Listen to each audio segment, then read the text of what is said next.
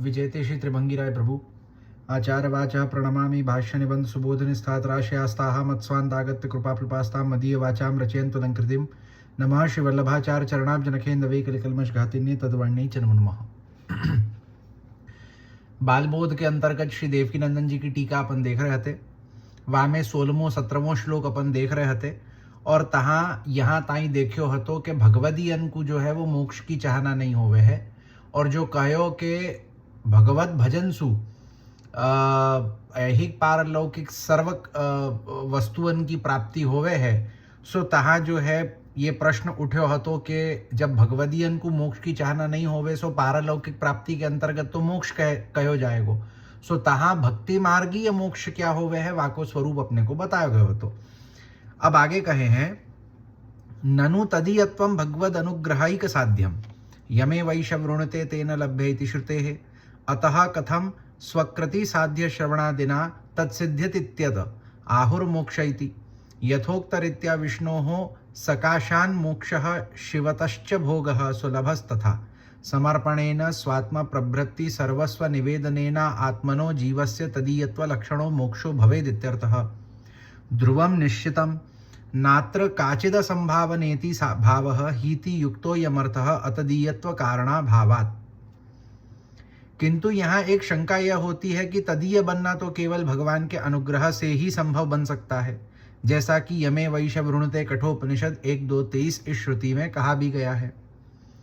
तो अब क्या कहो है कि जहां अपन ने ये देखो हतो कि भक्ति मार्गीय मोक्ष माने भगवान को तदीय बननो, तो अब यहाँ शंका उठे है कि भगवान को तदीय तो केवल भगवत कृपासु हो सके, कि जैसे कठोपनिषद के श्रुति वचन में कहो गयो है कि भगवान जाकू अंगीकार करे वाको ही भगवान की प्राप्ति होवे। तो भगवान को तदीयत्व तो भगवान की कृपासु प्राप्त होएगो। फिर यहाँ ये कैसे कहा जा सकता है कि जीव के अपने द्वारा किए गए श्रवण कीर्तन इत्यादि साधनों से तदीय बनना संभव हो जाएगा। तो ये कहो गयो हतो कि जीव जब श्रवण कीर्तन आदि करेगो तो वासुवा को ऐहिक पारलौकिक प्राप्ति होगी। पारलौकिक प्राप्ति के अंतर्गत कहो कि तदीयता प्राप्त होनी भगवान की। अब पाछे प्रश्न ये आवे है कि जब भगवान की तदीयता भगवान की कृपा सु प्राप्त होवे तो ऐसो कैसे कहो जा सके कि जीव जब श्रवण कीर्तन करेगो तो वह श्रवण कीर्तन सु आपको तदीयता प्राप्त होगी। कहीं कि तहाँ तो फिर पाछे भगवत कृपा की आवश्यकता ही कहा, जब श्रवण कीर्तन सु ही तदीयता प्राप्त है रही है। यदि ऐसी शंका होती हो तो आप श्री इसका स्पष्टीकरण मोक्ष इत्यादि शब्दों से कर रहे हैं। इस पंक्ति द्वारा आप श्री यह आज्ञा कर रहे हैं कि उपर्युक्त प्रकार से जिस प्रकार विष्णु के द्वारा मोक्ष मिलता है एवं शिव के द्वारा भोग प्राप्त होना सुलभ बनता है, उसी प्रकार समर्पण के द्वारा यानी अपनी आत्मा आदि सर्वस्व का भगवान को निवेदन कर देने से आत्मनः जीव को तदीयत्व लक्षण रूपी मोक्ष प्राप्त होता है। क्या कहे हैं कि यासु अपने को ये समझावे हैं कि जा प्रकार सु अपन ने यासु पहले देखियो कि श्रवण कीर्तन इत्यादि के द्वारा मतलब विष्णु को भजन करवे सु विष्णु सु मोक्ष को प्राप्त करनो और शिव को भजन करवे सु शिव के द्वारा भोग को प्राप्त करनो। तो जा प्रकार सु विष्णु को भजन करके विष्णु सु मोक्ष प्राप्त कियो जा सके है, जा प्रकार सु शिव को भजन करके शिव सु भोग प्राप्त कियो जा सके है, वाही प्रकार सु समर्पण पूर्वक जो है वो अपनी आत्मा अपनो सब कछु सर्वस्व जो है वो भगवान को समर्पित करके भगवान को भजन करवे सु जो है वो तदीयता अपने को प्राप्त होवे है। यानी तदीय हो जाना ही एतन मार्गीय मोक्ष है, यह अर्थ है। तो पुष्टि मार्गीय मोक्ष कहा है, सो पुष्टि मार्गीय मोक्ष है भगवान को तदीय बन्नो। तो भगवान की तदीयता जा प्रकार सु विष्णु सु मोक्ष विष्णु को समर्पण पूर्वक भजन द्वारा प्राप्त हो सके है, शिव सु भोग शिव को समर्पण पूर्वक भजन द्वारा प्राप्त हो सके है, वाही प्रकार सु तदीयता अपने को जब अपन भगवान को सर्वस्व समर्पित करके भगवान को भजन करें तो वा प्रकार सु अपने को जो है वो भगवान में तदीयत्व या प्रकार सु जो है वो एतन मार्गीय मोक्ष पुष्टि मार्गीय मोक्ष की प्राप्ति होवे है। ऊपर की गई शंका का समाधान अगली फक्यका में है और यह बात ध्रुव है यानी निश्चित है, इसमें किसी भी प्रकार की असंभावना नहीं है, यह भाव है। तो यहाँ कहना चाह रहे हैं कि ये बात जो है वो निश्चित है कि अगर जो है अपन सर्वस्व समर्पण पूर्वक भगवान को भजन करे हैं तो अपने को भगवान की तदीयता प्राप्त होवे है, वहां में कोई प्रकार की असंभावना नहीं है। ही शब्द इस अर्थ की युक्तता बताने के लिए आचार्य चरणों ने प्रयोग किया है। युक्त इसलिए क्योंकि जब जीव अतदीय न रह गया तो उसे मोक्ष मिलना ही है। क्या कहे हैं, तो यहां से आचार्य चरण ने अपने को समझाया है कि जब जीव अतदीय नहीं रहा, माने कि जब जीव तदीय बन गयो, जब जीव जो है वो तदीय है गयो भगवान को, तो वाको जो है वो मोक्ष मिलनो ही है। या में पाछे जो है वो कोई दूसरो माने कोई और प्रकार से में कोई असंभावना होवे ही नहीं है कि अगर जो है वो भगवान के तदीय है गए तो मोक्ष मिल गयो। ननु समर्पणस्य तत्साधनत्वे श्रवणादि कथनस्य वैयर्थ्यमायाति तस्य चानुग्रहैकलभ्यत्वं न सिद्ध्यतीति चेत्मैवम् श्रवणमारभ्य सख्यपर्यन्तमागतस्य समर्पणं भवति नान्यथा परस्परं हेतुमद्भावात् अतस्तत्साधनत्वेन श्रवणादि कथनं साधुतमं किंच आत्मनिवेदनं न स्वकृति साध्यं श्रवणादिजन्यत्वात् किन्तु भगवदनुग्रहैक साध्यं यतः श्रवणादि सर्वं तदनुग्रह रूपमेव भक्ति हेतु निर्णय तथा निरूपितत्वात् अतः सर्वमनवद्यम्। अब कोई ऐसी शंका करता है कि यदि सर्वस्व समर्पण करने से ही मोक्ष माने भगवान का तदीय बन जाना मिलता है, तब तो फिर जीव को श्रवण कीर्तन इत्यादि करने का उपदेश देना व्यर्थ हो गया। और साथ ही साथ ये बात बताई भी गलत सिद्ध हो गई कि जब भगवान जीव पर अनुग्रह करते हैं तभी वह भगवान का तदीय बन पाता है, क्योंकि जब सर्व समर्पण से ही तदीय बन जाता है तो फिर ऊपर कही यमे वैशव ऋणते इस श्रुति के अनुसार भगवान के अनुग्रह से ही तदीय बनने वाली बात भी सिद्ध नहीं हुई। अब यहाँ पाछे फेरी एक शंका आवे। अब वह शंका में क्या कहे हैं कि भाई यहाँ कहो कि जब अपन सर्वस्व समर्पण करें भगवान में तो वासु अपने को मोक्ष प्राप्त हो वह माने कि अपन भगवान के तदीय हो जावे हैं। कैसे कि जब भगवान को अपन सर्वस्व समर्पण करें। अब यहाँ प्रश्न आवे कि जब सर्वस्व समर्पण सु ही भगवान में तदीयता हो जावे है तो पाछे मूल श्लोक में श्री महाप्रभु जी ने यह प्रकार से उपदेश क्यों कियो कि श्रवण कीर्तन आदि के द्वारा अपने को जो है वो तदीयता होवे। एक दूसरी शंका या प्रकार सु होवे है, माने वाही में जो अपन आगे समझ सके कि दूसरी बात वहां में ये आवे है कि जब अगर सर्वस्व समर्पण सु भगवान में तदीयता होवे है तो पाछे जब श्रुति वचन कहे है कि भगवान की कृपा सु जब भगवान अंगीकार करे है तब भगवान में तदीयता प्राप्त होवे है, तो पाछे वा वचन को क्या करनो। कारण कि जब सर्वस्व समर्पण सु भगवान में तदीयता सिद्ध होवे है तो पाछे श्रवण कीर्तन आदि की आवश्यकता क्यों, वाको उपदेश क्यों कियो गयो। और पाछे जो है जब श्रुति में ये कहो गयो कि भगवान की कृपा सु ही होवे तो पाछे वा वचन को क्या कहियो जाएगो। तो यह प्रकार की शंका उठे है। तो कहें कि नहीं, ऐसी शंका करनी ठीक नहीं है। वास्तव में तो जब जीव श्रवण से आरंभ करके सख्य भक्ति तक पहुंचता है तभी उसका सर्वस्व समर्पण सिद्ध होता है, अन्यथा नहीं। तो क्या कहे हैं कि या प्रकार से अपने को शंका नहीं करनी। याकू अपने को समझनो या प्रकार सु है कि जो कहो कि श्रवण कीर्तन आदि सु तदीयता प्राप्त होवे है, सर्व समर्पण सु तदीयता प्राप्त होवे है, सो तहाँ कहवे को तात्पर्य है कि जब श्रवण कीर्तन सु कहें कि नवधा जो है नवधा भक्ति श्रवण सु प्रारंभ होवे है। श्रवण कीर्तन स्मरण अर्चन पाद सेवन इत्यादि जो है वो एक एक करके सख्य पर्यंत जो है वो 8 भक्ति पूरी होवे, वाके बाद 9वीं जो है सो आत्मसमर्पण आवे है। तो ये कहो गयो है कि जब अपन श्रवणादि प्रारंभ करें, नवदा भक्ति में श्रवण सु जब अपन प्रारंभ करके सख्य भक्ति ताई अपन जो है वो पहुंच जावे और पाछे सर्व समर्पण आत्मसमर्पण रूपी नवधा भक्ति जो 9वीं भक्ति है तहां अपन पहुंचे तब अपनो सर्व समर्पण सिद्ध होवे। तो अब जैसे ब्रह्म संबंध के द्वारा अपन जो है वो समर्पण करे हैं, तो परंतु ब्रह्म संबंध में केवल समर्पण को बोल देवे मात्र सु वो समर्पण सिद्ध हो जाएगो का नहीं होएगो। तहाँ अपने को श्री आचार्य चरण आज्ञा करें कि अपने को सबसे पहले तो जो वाचिक समर्पण अपन ने कियो है ब्रह्म संबंध के द्वारा, वाकु जो है वो कायिक समर्पण में लानो पड़ेगो। और कायिक समर्पण होएगो तत्सिद्ध ही तनुवित्त जा कि अपने माथे अपने सर्वस्व प्रभु को पधरा करके अपने तंसु अपने धनसु उनकी जब सेवा करी जाएगी तो वासु जो है अपने को अब वासु जो है वो अपने को कायिक रूप सु समर्पण सिद्ध होएगो। काहे कि जो अपन ने निवेदन कियो हतो, ब्रह्म संबंध के द्वारा अपन ने निवेदन कियो, माने कि वा समर्पण को वाचिक रूप सु कहो। जब वाकु अपन सेवा के रूप में, तनुवित्तजा सेवा के रूप में जब अपन वाकु प्रभु में विनियोग करे हैं, तब जो है वो निवेदन सु समर्पण बनेगो। और वो कायिक भयो। और पाछे वा तनुवित्तजा सेवा को करते करते करते जब ये नवधा पूरी है करके, जब अपनो श्रवण सु लेकर के सख्य पर्यंत की जो 8 भक्ति है वो अपने को सिद्ध है जाएगी, तब नवमी रूपी जो आत्मसमर्पण रूपी जो भक्ति है सो अपनी सर्व समर्पण जो है वो तहाँ अपनो सिद्ध होएगो, तहाँ अपनो दृढ़ होएगो। तो जब वो सिद्ध होएगो तब पाछे जो है वो दशधा जो दशमी भक्ति अपन कहें प्रेम लक्षणा भक्ति सो अपने को सिद्ध होवे है, जाको अपन तदीयता कहें। तो भगवान में तदीयता जो है वो अपनी प्रेम लक्षणा दशधा भक्ति है। वाकु प्राप्त करवे के ताई वासु पूर्व की नवधा भक्ति को अपने को सिद्ध करना पड़ेगा। श्रवणादि सु अपन प्रारंभ करेंगे, जा प्रकार से श्री महाप्रभु जी ने अपने को यहाँ उपदेश दियो है। श्रवण कीर्तन स्मरणादि या प्रकार से प्रारंभ करके जब अपन सख्य भक्ति पर्यंत अपन वाकु सिद्ध कर लेंगे, पाछे नवमी जो आत्मसमर्पण भक्ति है सो अपनी सिद्ध है होएगी। और वाके पाछे अपने को दशमी जो प्रेम लक्षणा भक्ति वाकी प्राप्ति होवे है।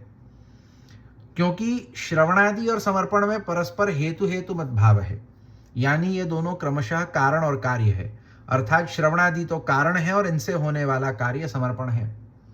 कि यहाँ कार्य कारण को स्वरूप अपने को समझना चाहिए कि श्रवणादि सु माने श्रवण सु लेकर के सख्य भक्ति पर्यंत जो 8 भक्ति है सो कारण रूपा है।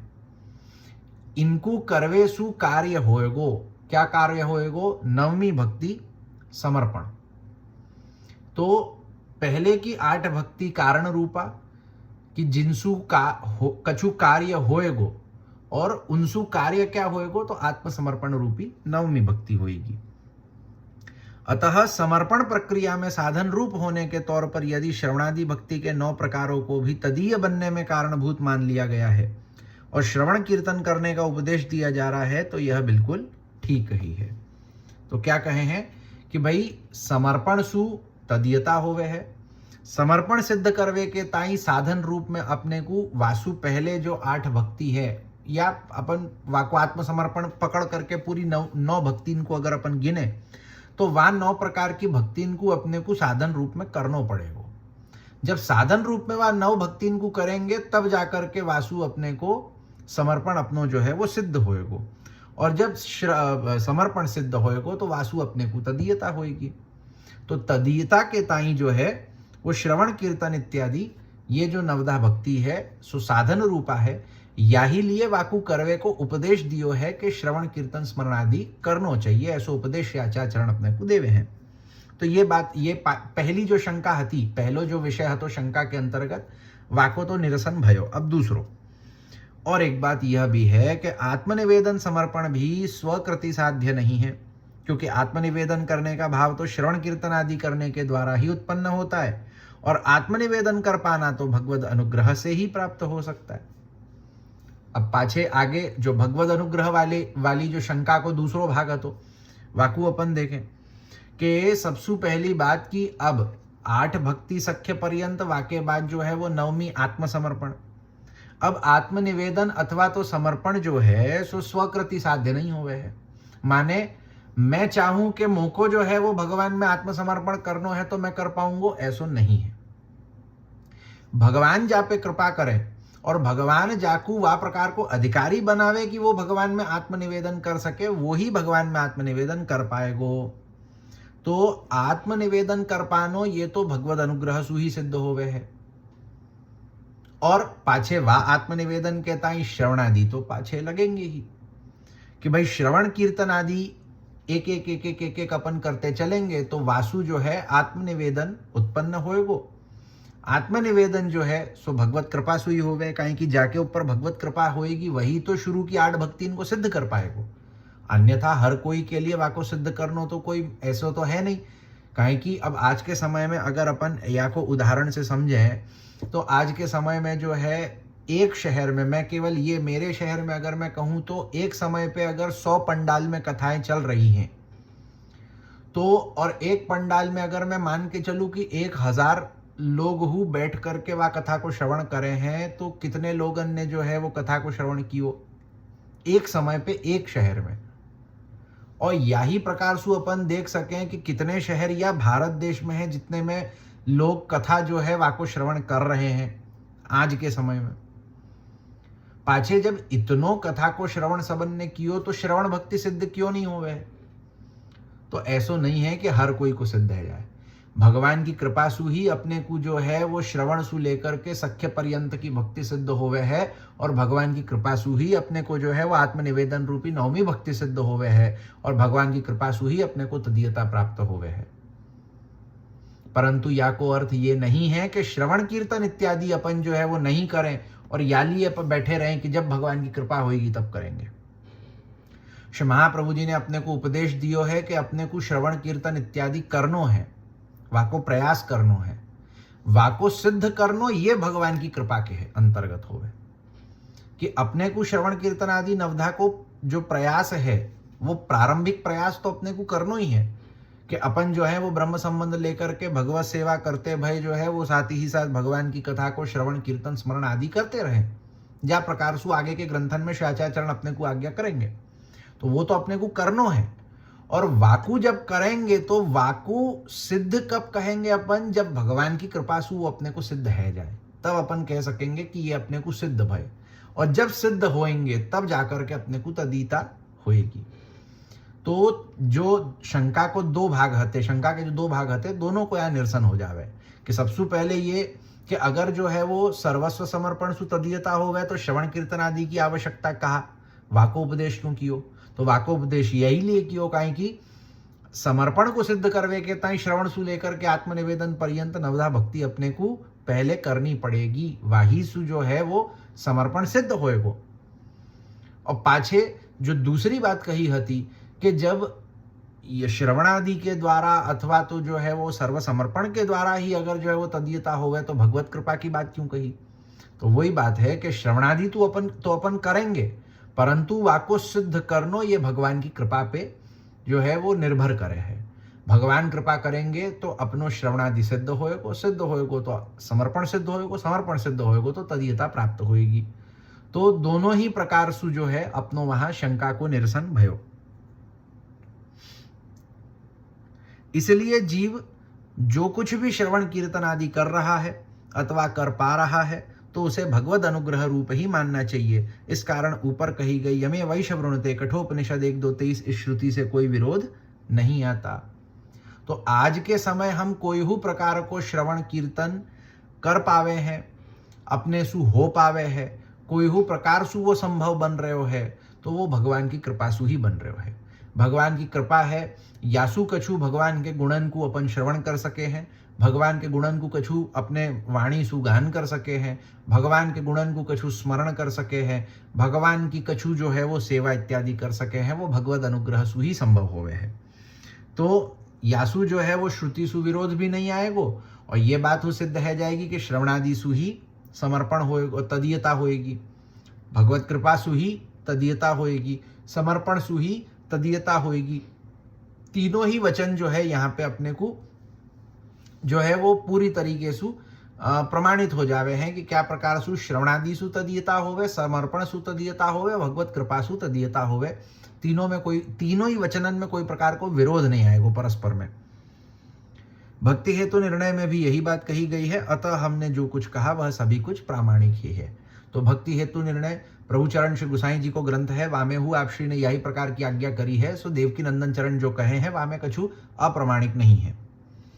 ननु तदीयत्वं मोक्षत्वेन कथम स्तूयते जन्मांतरे गत्यंतर संभवेन तल्लक्षणा भावादिति चेत एवं यथा मोक्षे न पुनरावृत्तिर्भवति तथात्र तदीयत्वे सिद्धे पुनरावृत्तिर नित्य पुनर्भवत्वं लक्षणमस्तीति न तथा अवधेयं तदुक्तं प्रभुणैव ये दारागार पुत्राप्त प्राणान् वित्तमिमं परम हित्वा मां शरणं याताः कथं तांस्त्यक्तुमुत्सह इति हित्वेति समर्पणानन्तरं दारादिषु स्वीयत्व परित्याग उक्तः न तु ज्ञानमार्गीयः तत्र तु वैराग्योत्पत्तौ तेष्व सद्बुद्ध्या तत्परित्यागः स्वार्थमेव न तु भगवदर्थं तथा सति स्वस्य भाराभावात् कथं त्यक्तुमुत्सह इति तन्निर्बंधम किमिति भगवान वदेत अतो निवेदितात्मनः कदापि न त्यजति प्रभुरिति सिद्धम। अब किसी को यहाँ एक शंका यह होती है कि इस पुष्टि भक्ति मार्ग के सिद्धांतानुसार तदीय बन जाने को मोक्ष कैसे कहा जा सकता है, क्योंकि दूसरे जन्मों में यदि जीव को दूसरी गति प्राप्त हुई तो यह बात मोक्ष के लक्षण से मेल नहीं खाती। अब यहाँ पाछे और एक शंका उठे है कि पुष्टि मार्ग सिद्धांत के अनुसार भगवान को तदीय हो जानो ही मोक्ष है। अब प्रश्न ये आवे है कि अगर जो है वो केवल तदीय बन जानो ही अपन वाकु मोक्ष कहें और दूसरे जन्म में अगर कोई जीव की कोई दूसरे प्रकार की गति हो गई तो पाछे वो बात तो मोक्ष सु मेल नहीं खाएगी। भाई मोक्ष को अर्थ क्या होवे कि जन्म मरण को चक्र सु छूट जावे। कोई भी प्रकार को मोक्ष होएगो तो जन्म मरण के चक्र सु अपन छूट जाएंगे। अब यहाँ पुष्टि भक्ति मार्गीय मोक्ष जो है वो भगवान को तदीय हो जानो। अब समझो कि बाई चांस अपन भगवान के तदीय है गए या जीवन में, परंतु दूसरे जन्म में कोई और प्रकार की गति है गई तो कहा करेंगे? कहीं कि मोक्ष को अर्थ तो है तो जन्म मरण को चक्र ने छूट जानो। अब अगर दूसरो जन्म हो गए हो तो पाछे मोक्ष को जो एक मूल व्याख्या है जन्म मरण के चक्र से छुड़ाए वारो, ये जो मूल जो वाकी एक परिभाषा है वासु, तो वो बात जो है वो पाछे विरुद्ध है जाएगी। कहीं कि जन्म मरण को चक्र तो छूटियो नहीं, दूसरो जन्म हो गयो तो कैसे करें? तो नहीं, ऐसी शंका करनी ठीक नहीं है। बात ऐसी है कि जिस प्रकार मोक्ष मिल जाने पर पुनरावृत्ति होनी दूर हो जाती है, उसी प्रकार यहाँ पुष्टि भक्ति मार्ग में भी तदीय बन जाने पर पुनरावृत्ति नहीं होती, यानी तदीय बन जाने के पश्चात जीव पुनः लौकिक में नहीं गिरता, अतः उक्त शंका नहीं करनी चाहिए। तो यहाँ वाक्य समाधान में समझावे है कि जा प्रकार सु कोई हु प्रकार को मोक्ष प्राप्त होवे है तो पाछे पुनर्जन्म नहीं होवे, जन्म मरण को चक्र छूट जावे।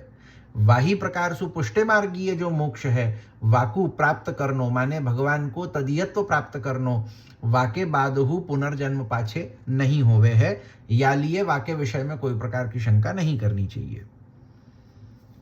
ये बात प्रभु ने ही ये दारागार पुत्राप्त भागवत 9:4-65 इस वाक्य द्वारा कही है। तो या को प्रमाण भगवान ने स्वयं ने भागवत में नवम स्कंद के अंतर्गत अपने को दियो है। तो भगवान को तदीयत्व सिद्ध हो जाए वे पे पाछे पुनर्जन्म नहीं होवे है, लौकिक में नहीं गिरनो पड़े है। इस वाक्य में हित्वा पद के द्वारा समर्पण के पश्चात पत्नी घर परिवार के प्रति अपनेपन का परित्याग कर देना बताया गया है। तो यहाँ अपने को समझावे हैं कि जब अपन भगवान में समर्पण करे हैं तो समर्पण के बाद अपनी पत्नी, अपनो घर, अपनो परिवार, अपनो धन संपत्ति सब कछु जो है वामे अपने को अपनेपन को परित्याग कर देना चाहिए। जो अहंता होवे है ना कि ये मेरो है, अहंता ममता जो होवे है ना कि ये मैं हूं, ये मेरो घर है, ये मेरी पत्नी है, ये मेरो पुत्र है, ये मेरो धन है, ये मेरी संपत्ति है, या प्रकार की अहंता ममता को अपने को त्याग कर देना चाहिए। तहाँ समर्पण के अंतर्गत भाव यही प्रकार को होना चाहिए कि ये घर भगवान को है, हम भगवान के दास हैं। जो कछु धन संपत्ति हमको प्राप्त भई है सो भगवान ने ही हमको प्रदान करी है, यासु याकू हम भगवान के सेवा में ही लगावे। जो परिवार अपने को प्राप्त भयो है सो भगवान ने ही अपने को प्रदान कियो है, सो याकू भगवान की सेवा में लगावे। तो या प्रकार को भाव तहाँ होना चाहिए। ये वाला परित्याग ज्ञान मार्गीय परित्याग नहीं है, क्योंकि ज्ञान मार्ग में तो वैराग्य हो जाने पर ज्ञानी की पत्नी, घर परिवार इत्यादि में असत बुद्धि हो जाती है, अर्थात ज्ञानी परिवार जनों को मोक्ष प्राप्ति में बाधक मानने लगता है और इसी कारण से उनका परित्याग करता है। क्या कहे हैं कि यहाँ जो कहो गयो कि घर वाले इनको त्याग करनो, धन संपत्ति घर को त्याग करनो, सो यहाँ ज्ञान मार्गीय त्याग नहीं है। ज्ञान मार्गीय त्याग में क्या होवे है कि तहाँ जो है वो ज्ञान मार्गी वैराग्य ले लेवे है, वाको वैराग्य हो जावे, माने कि वाको जो है वो घर परिवार धन संपत्ति इत्यादि के प्रति जो है वो असत बुद्धि हो जावे कि भाई वाको वो अच्छो ही नहीं लगे, वो वाके तरफ जो है वो मुड़ के हूँ न देखे, वो वैराग्य प्राप्त कर लेवे। वाको लगे है कि ये जो परिवार धन संपत्ति इत्यादि है सो वाके मोक्ष प्राप्ति के मार्ग में कोई ना कोई प्रकार के प्रतिबंध रूप में होंगे, या प्रकार को वाको भाव होवे है, यही लिए जो है वो वाको उनको परित्याग करे है। अतः ज्ञान मार्गीय परित्याग तो खुद अपनी स्वार्थ सिद्धि के लिए किया जाने वाला परित्याग होता है, भगवान के लिए किया जाने वाला परित्याग नहीं। तो ज्ञान मार्गीय परित्याग जो होवे है सो स्वार्थ सिद्धि के ताई होवे कि मोको मोक्ष प्राप्त करनो है और मेरे मोक्ष प्राप्त करवे के मार्ग में जो कछु आएगो वाको मैं त्याग कर दूंगो, भले वो मेरो परिवार होए, मेरो घर होए कि मेरी धन संपत्ति होए। ये ज्ञान मार्गीय मोक्ष होवे। पुष्टि मार्गीय मोक्ष या प्रकार को नहीं होवे, कहीं कि पुष्टि मार्गीय क्षमा करें, पुष्टि मार्गीय त्याग या प्रकार को नहीं होवे। पुष्टि मार्गीय त्याग जो होवे है ना सो भगवान के लिए कियो जावे, स्वार्थ सिद्धि के ताई नहीं कियो जावे है, भगवत सुखार्थ कियो जावे। पुष्टि मार्ग में जो कछु होवे सो भगवत सुखार्थ ही होवे, भगवान के प्रीत्यर्थ, भगवान के जो है वो प्रसन्नता के ताई। तो कोई हु प्रकार सु स्वार्थ सिद्धि को जो है वो लेश मात्र पुष्टि मार्ग में नहीं होवे है।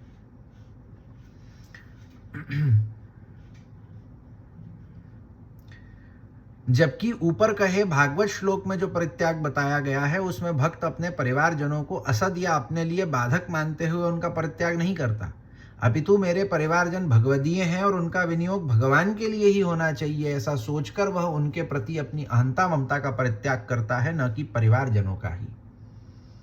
तो भगवान भागवत में जो आज्ञा करे हैं, जो अपन पुष्टि मार्गीय प्रकार में अपन समझ सके हैं, सो या प्रकार को त्याग है कि जहां परिवार के प्रति असद बुद्धि नहीं होवे, या प्रकार की बुद्धि नहीं होवे है कि वो अपने जो है वो भगवत प्राप्ति के मार्ग में कोई प्रकार के प्रतिबंध अड़चन के रूप में होवे, ऐसो नहीं है।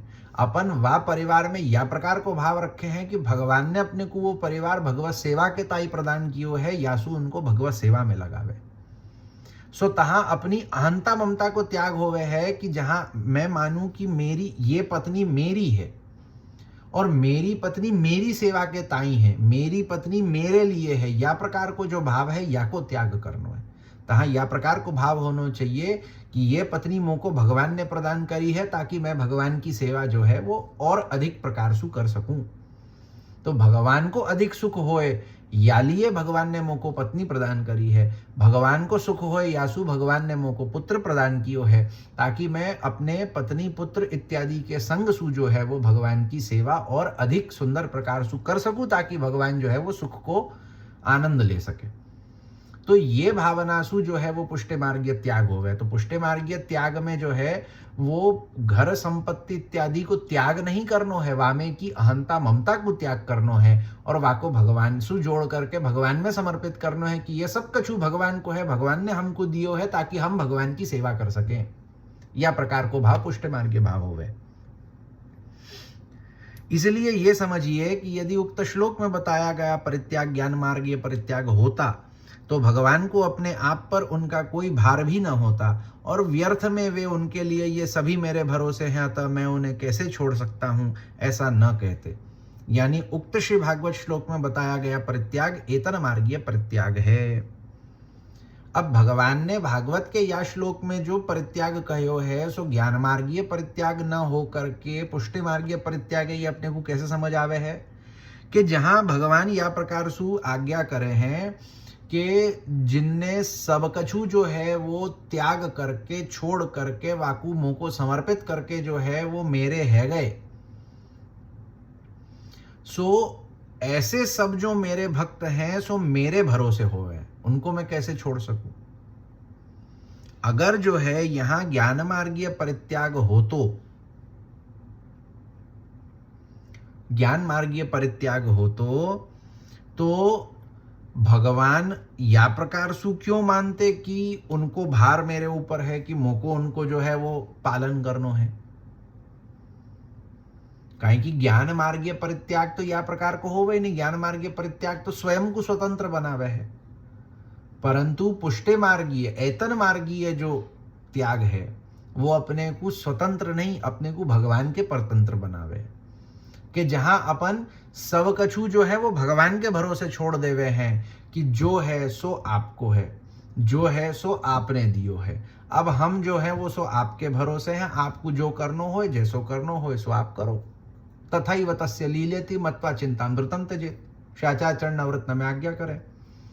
कि जो है सो आपकी लीला, और ये विचार करके जो है वो चिंता को त्याग कर देना चाहिए कि जो हो रहे हो है, जैसो हो रहे हो है, सब भगवत लीला, भगवत इच्छा, आपकी इच्छा आपकी लीला।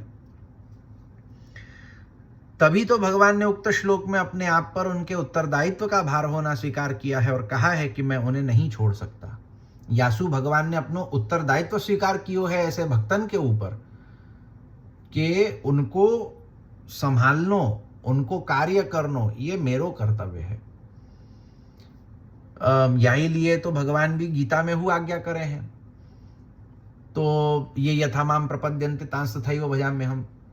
सो तहाँ आप आज्ञा करे हैं कि नित्य वियुक्ता नाम योगक्षेमम वहाम्यहम्, कि भाई ऐसे भक्तन को के जो योग और क्षेम है वाको वहन मैं करूं। तो भगवान अपनो उत्तरदायित्व समझे हैं। क्यों? काहे कि तहाँ जो है जो त्याग कियो है वो त्याग भगवान के लिए कियो है।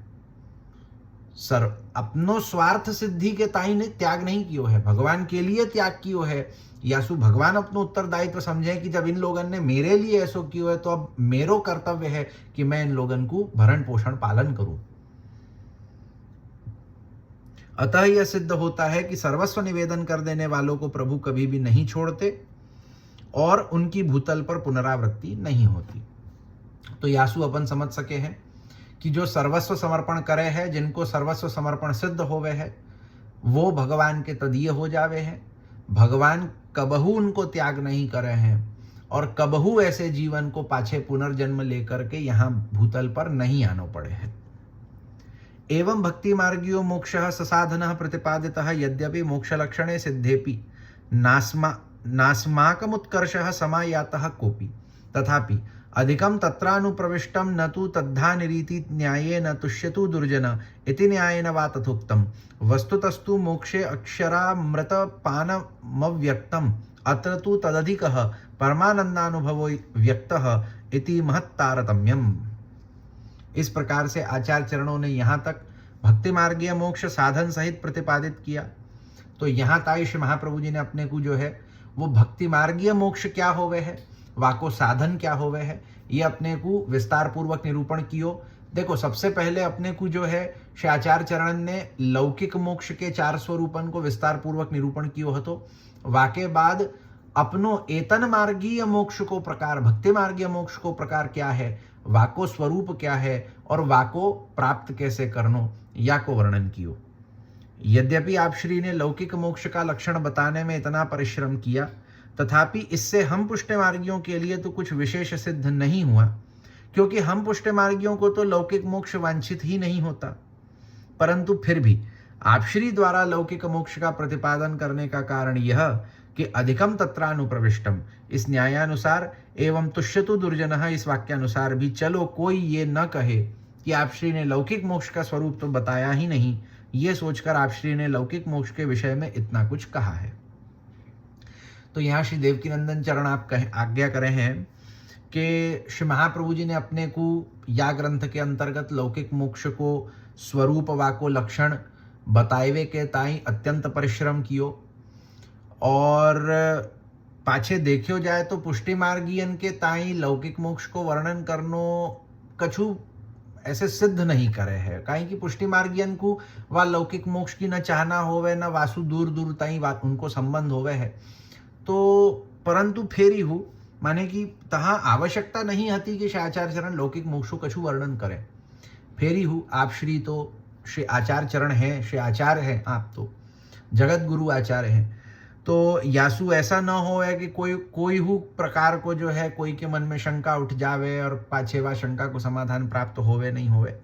यासु श्री आचार्य चरण ने अपने ऊपर कृपा करके अपने को लौकिक मोक्ष को हु स्वरूप बता दियो कि कल को कोई ऐसो न कहे कि आप श्री ने बतायो नहीं हतो तो हमको समझो नहीं, अथवा तो हम कछु शंका में पड़ गए।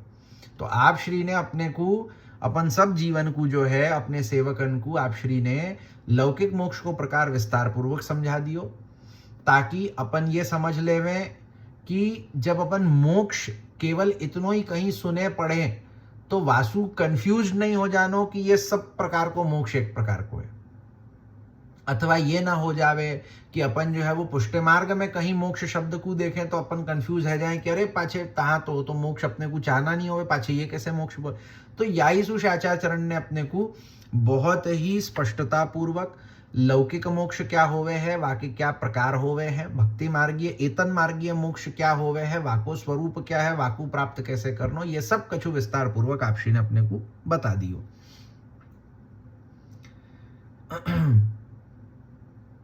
वस्तुतः तो लौकिक मोक्ष प्राप्त होने पर अक्षरामृत पान, अक्षरानंद का अनुभव करना को तो व्यक्त भी नहीं किया जा सकता, क्योंकि इस प्रकारक मोक्ष में तो जीव का ब्रह्म में संपूर्णतया लय ही हो जाता है।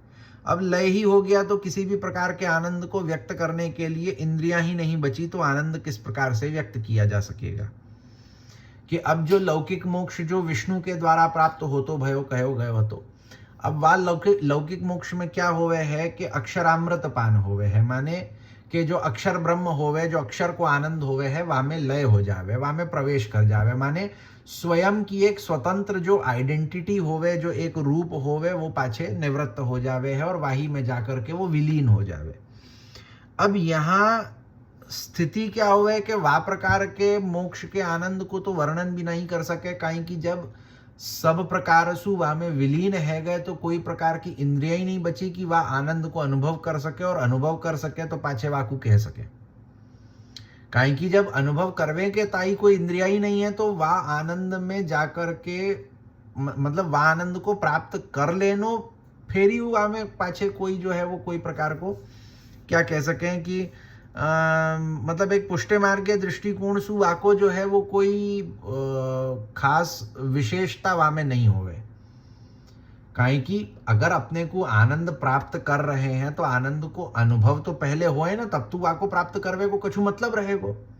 आनंद को अपन अनुभव ही नहीं कर पाएंगे, पाछे कहें कि आनंद को तो प्राप्त कियो परंतु वाको अनुभव ही नहीं कर पाए, तो ऐसे प्रकार के आनंद को प्राप्त करवे को अर्थ कहा। तो यही सु जो है अपन जो पुष्टे मार्गीय मोक्ष होवे है, वामे जो है अपन लय नहीं होवे, अपन भगवान के तदीय होवे। तदीय होवे सु क्या होवे कि भगवान में जो आनंद है वाको आनंद अपन ले पावेंगे, वाको अनुभव अपन कर पावेंगे, तब तो वह आनंद को प्राप्त करवे को कछु मतलब होएगो ना। तो यह भाव है, जबकि उससे बढ़कर यहाँ इस पुष्टे भक्ति मार्ग में तो परमानंद का अनुभव व्यक्त भी किया जा सकता है, क्योंकि एतन मार्गीय मोक्ष में अलौकिक इंद्रियां रहती हैं, अतः आनंद व्यक्त भी किया जा सकता है। यह भाव है, यह दोनों में बहुत बड़ा अंतर है। तो पुष्टे मार्गीय मोक्ष में जो परमानंद भगवान के स्वरूप से अपने को प्राप्त हो गए, अपन वा को अनुभव हो कर सके हैं। काहे कि पुष्टे मार्गीय मोक्ष के अंतर्गत अपन अलौकिक इंद्रियन सु अलौकिक देह सु युक्त होवे है, भगवान के वा आनंद को अनुभव करवे के ताई। तो अनुभव माने कि अगर अपन एक प्रकार सु तुलनात्मक दृष्टि सु अगर देखें तो लौकिक मोक्ष सु प्राप्त होवे वारो आनंद तो है पछे, परंतु वाको जो है वो अपन अनुभव नहीं कर सके, या सु वा आनंद को प्राप्त करनो कोई बहुत महत्व नहीं रखे है। परंतु पुष्टे मार्गीय मोक्ष जो है वामे जो आनंद प्राप्त होवे है, वाकु अलौकिक देह के द्वारा अपन अनुभव कर सके है, याही सु वाकी महत्ता अधिक होवे है। कि जहां अपन जो है वो पुष्टे मार्गीय मोक्ष के अंतर्गत जो कहो जावे है कि अपने को अलौकिक देह की प्राप्ति होवे, यमुनाष्टक के अंतर्गत अपन ने देखे हो तो तनु नवत्व की प्राप्ति श्री यमुना जी अपने को प्रदान करें। तनु नवत्व माने अलौकिक देह की प्राप्ति होनी, जहां लीला में पहुंच करके अपन भगवान की लीला को दर्शन कर सके, वाको अनुभव कर सके, भगवान के संग वा लीला को आनंद ले सके।